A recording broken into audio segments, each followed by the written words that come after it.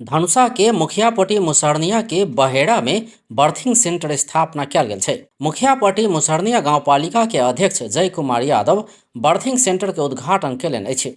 ई berthing centre के स्थापना से स्थानीय महिला सब गामे में सुरक्षित प्रसूति सेवा पाबि सकबाक अध्यक्ष यादव बतौलनि। लंबा समय से सुरक्षित प्रसूति सेवा के अभाव के कारण स्थानीय महिला सब विभिन्न समस्या आ जोखिम के सामना करैत अयला से ई सेवा विस्तार कयल गेल ओ बतौलनि। तहिना गांवपालिका निःशुल्क एम्बुलेंस सेवा सेहो शुरू कयने छै। घर से बर्थिंग सेंटर धरि तथा आवश्यक पड़ला पर जनकपुर धाम धरि बीमार के निःशुल्क यातायात सेवा उपलब्ध करेबाक अध्यक्ष यादव बतौलनि। बच्चा के जे डिलीवरी होय के समय होय छै ओय दिन में अस्पताल में हमरा सबके दऽ दिया।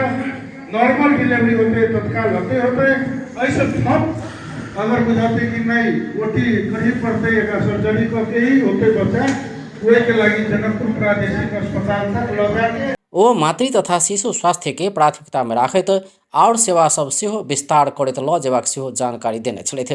अस्पताल में 28 कर्मचारी कार्यरत अछि।